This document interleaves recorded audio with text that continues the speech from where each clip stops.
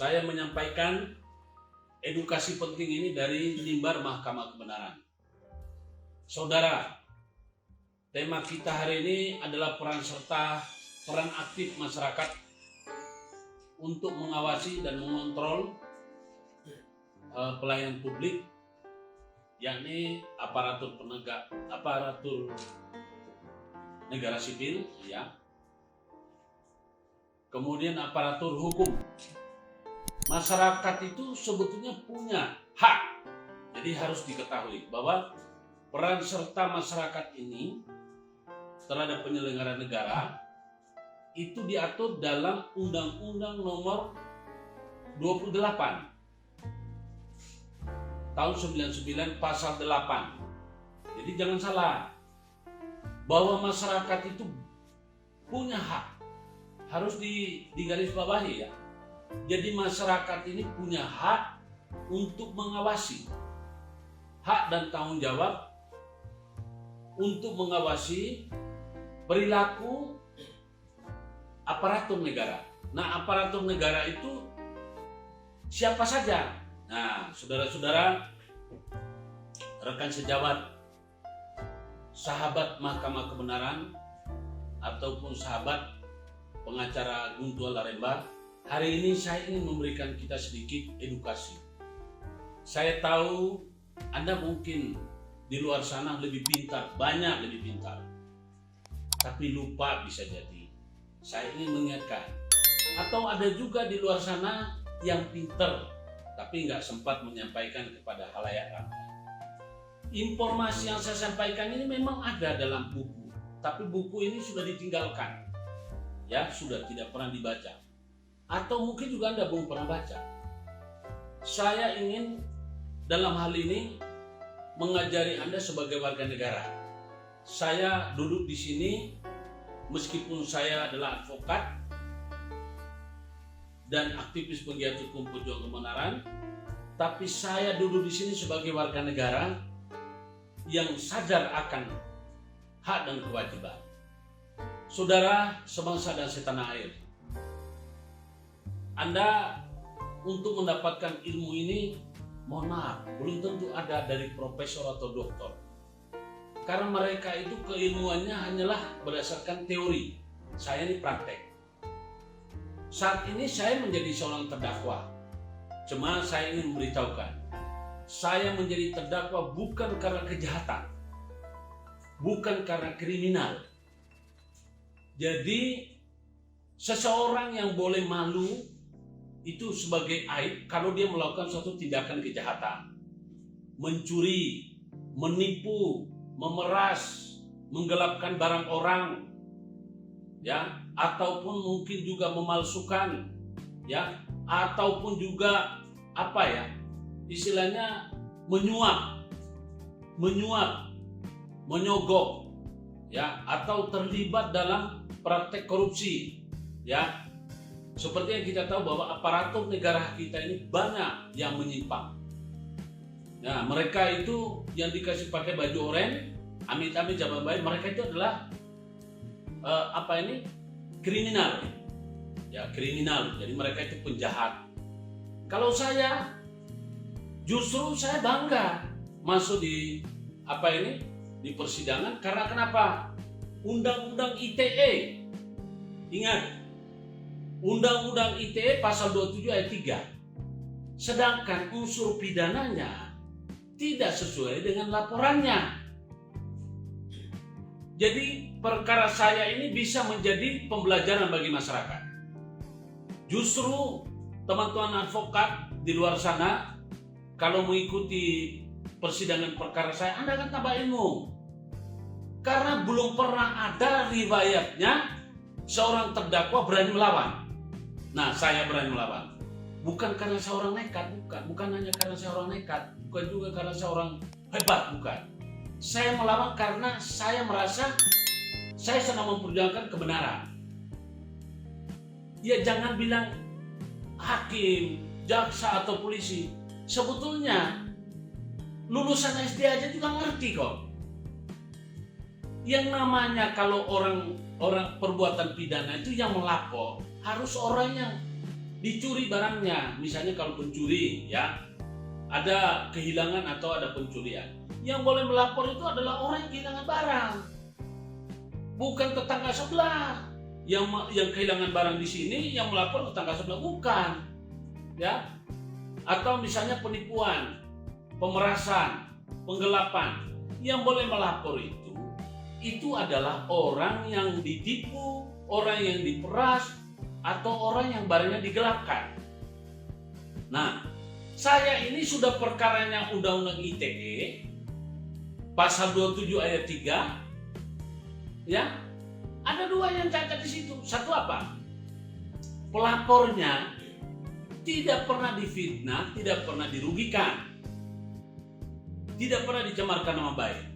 Kemudian pelapornya itu menggunakan surat tugas. Sebetulnya ini hukum permainan. Ya, makanya saya siap untuk melawan. Artinya begini, saudara-saudaraku. Sebetulnya ini adalah wajah asli daripada penegak hukum kita. Mohon maaf kalau saya bilang ini kata-kata saya nggak enak. Tapi inilah kata-kata jujur. Mereka itu bodoh. Ya, mereka sudah tahu batu, kemudian dipukul pakai kayu. Ya, mereka sudah tahu baja, dipukul pakai batu. Ya bagaimana mungkin? Ya kan? Kalau baja ya dipukul pakai kawat las, mata las. Mereka ini keliru, salah sasaran. Itulah kebodohan. Apes mereka. Makanya saya ingin memperlihatkan kepada dunia peradilan, Pak, bapak-bapak yang digaji oleh negara menggunakan uang rakyat, berhentilah. Berhenti mempermainkan masyarakat. Karena pada akhirnya Anda akan kesandung di batu kecil. Coba bayangkan, Anda sudah tahu saya ini aktivis, penggiat hukum, pejuang kebenaran. Masa saya dilaporkan pakai surat tugas, ya dengan gampang saya mentahkan. Akhirnya apa? Sepanjang sejarah yang bisa memindahkan persidangan itu hanya ada 3. 1, Ahok. Ahok itu karena masyarakat pendukungnya dia dari DKI itu banyak sekali.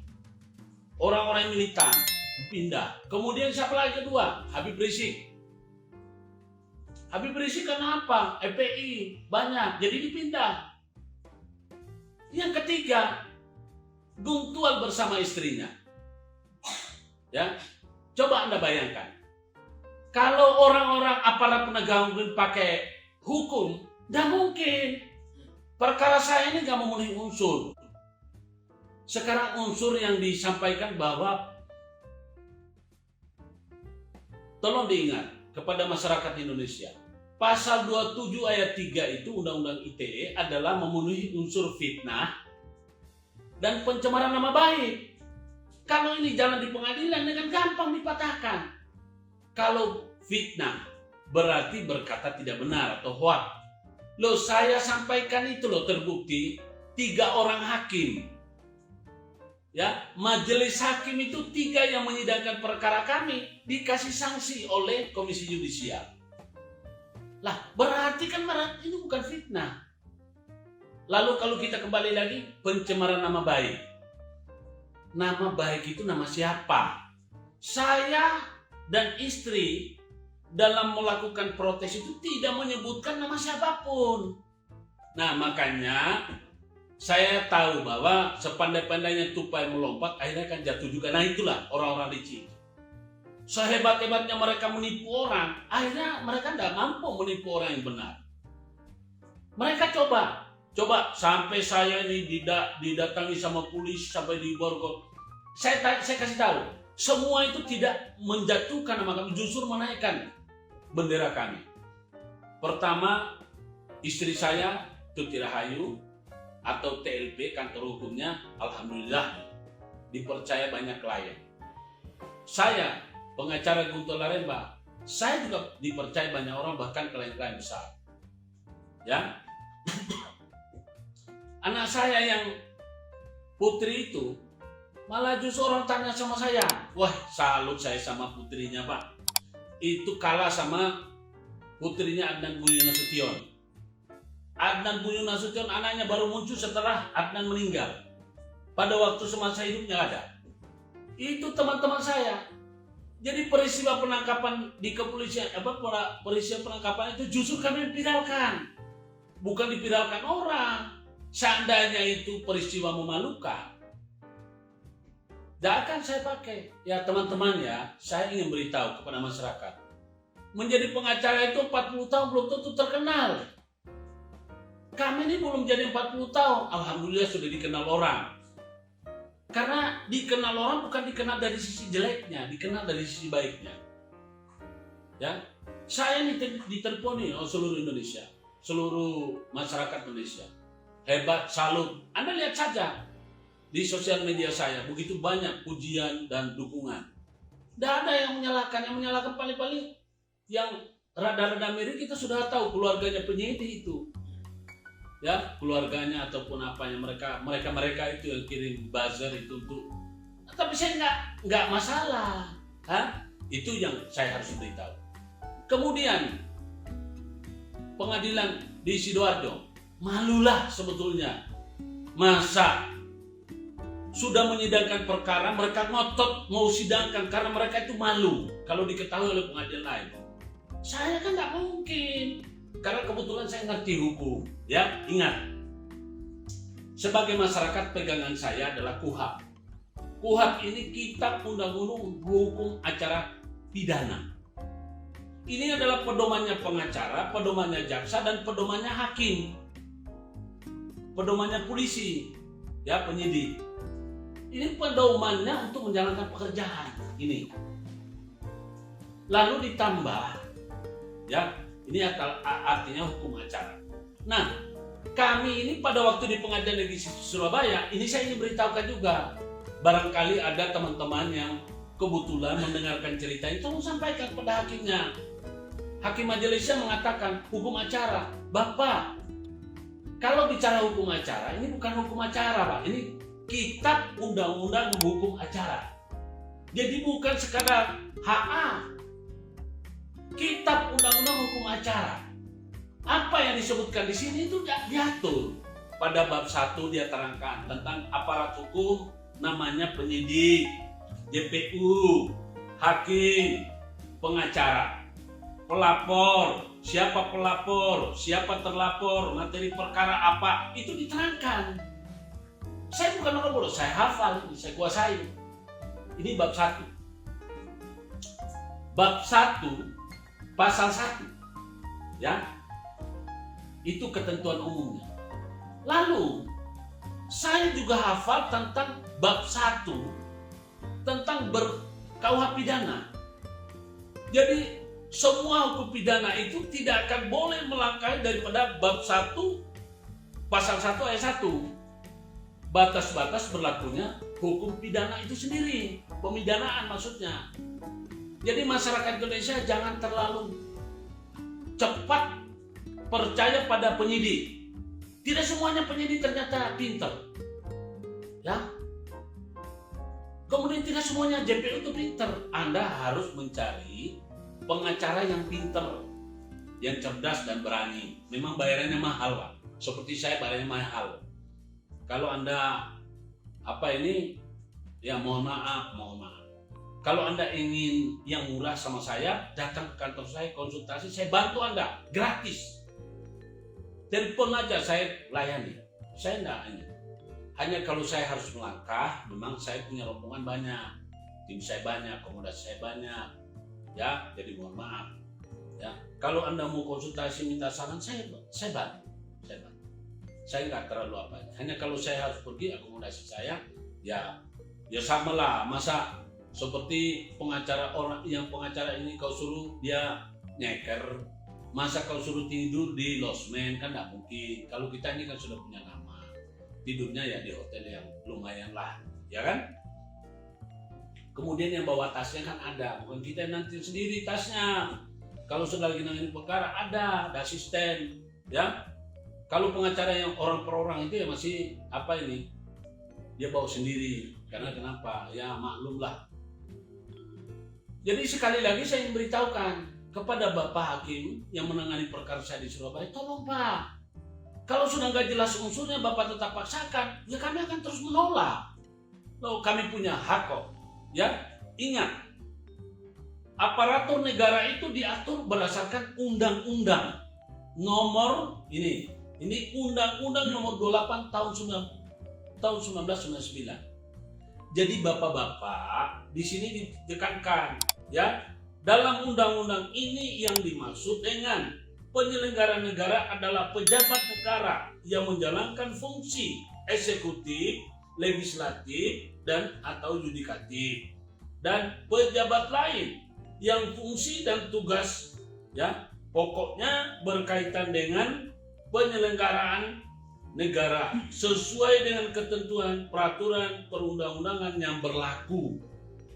Jadi masyarakat perlu tahu.